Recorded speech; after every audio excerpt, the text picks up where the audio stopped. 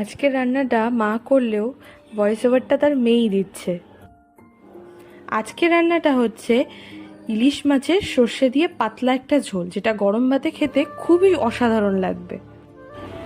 মাছে লবণ হলুদ মাখিয়ে সেটা কিছুক্ষণ রেখে দিতে হবে। তারপরে একটা মিক্সির বাটির মধ্যে সর্ষে, কাঁচা লঙ্কা, লবণ আর কিছুটা পরিমাণে জল দিয়ে ওটাকে ভালো করে বেটে নিতে হবে।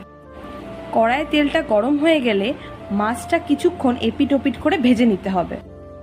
আর মাছটা ভাজতে গেলে যদি এরকম ফেটে ওঠে তাহলে কিন্তু অবশ্যই সরে আসতে হবে, না হলে কিন্তু গরম তেলে ছ্যাঁকা খেতে হবে।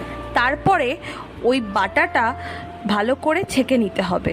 তোমরা চাইলে এখানে মিক্সিতে না বেটে তোমরা শিলেও করতে পারো, তাহলে খেতে আরও বেশি ভালো হবে।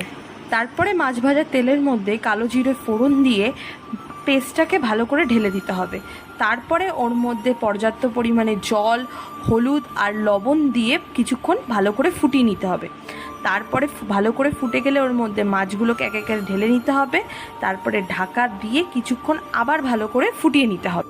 এবং এটা মাথায় রাখতে হবে, ঝোলটা কিন্তু ভালো করে ফুটিয়ে নিতে হবে, নাহলে কিন্তু খেতে পানসা লাগতে পারে। ব্যাস, তাহলেই আপনাদের তৈরি হয়ে যাবে সুস্বাদু সর্ষে ইলিশ। এবার গরম গরম ভাতের সাথে এটা সার্ভ করে ফেলুন আর আপনাদের লাঞ্চটা আরও স্পেশাল করে তুলুন। আর রেসিপিটা যদি ভালো লাগে তাহলে অবশ্যই কমেন্টে জানিয়ে যাবেন, আর খুব বেশি ভালো লাগলে একটা ফলো করে দিয়ে যাবেন।